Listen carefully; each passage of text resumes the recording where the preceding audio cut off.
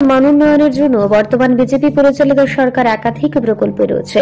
তার মধ্যে স্কুল পড়ুয়া ছাত্রীদের মধ্যে বাইসাইকেল বিতরণ গোটা দেশের সাথে ত্রিপুরা রাজ্যের বিভিন্ন স্কুলগুলোতে চলছে। তেলিয়ামুড়া বিদ্যালয় পরিদর্শকের অধীন 22 ঘড়িয়া স্থিত নৈতালিম উচ্চ বুনিয়াদ বিদ্যালয়ে এক অনুষ্ঠানের মধ্য দিয়ে স্কুল পড়ুয়া ছাত্রীদের মধ্যে বিনামূল্যে বাইসাইকেল বিতরণ করা হয় বৃহস্পতিবার। এদিনের এই অনুষ্ঠানে উপস্থিত ছিলেন খোয়াই জেলা পরিষদের সদস্য রঞ্জিত সরকার, সমাজসেবক বিজন কর, বিদ্যালয়ের শিক্ষক শিক্ষিকা সহ পঞ্চায়েতের প্রধান উপপ্রধান। এদিন বিদ্যালয়ে 9 জন ছাত্রীদের মধ্যে বাইসাইকেল বিতরণ করা হয় এক অনুষ্ঠানের মধ্য দিয়ে। এদিনের এই অনুষ্ঠানে আমন্ত্রিত অতিথিরা ছাত্রীদের মধ্যে বাইসাইকেল বিতরণ করেন।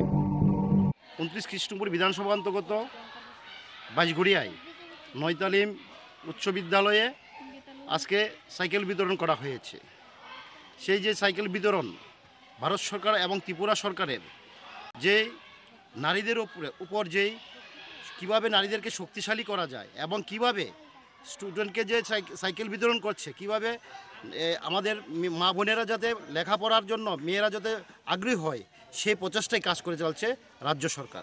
সেই মোতাবিক আজকে আমাদের এই সরকারের প্রচেষ্টাই বাইশঘড়িয়াতে আমরা সাইকেল বিতরণে সবাই মিলে অনুষ্ঠানে একত্রিত হই। এবং ব্যুরো রিপোর্ট, পাবলিক নাও।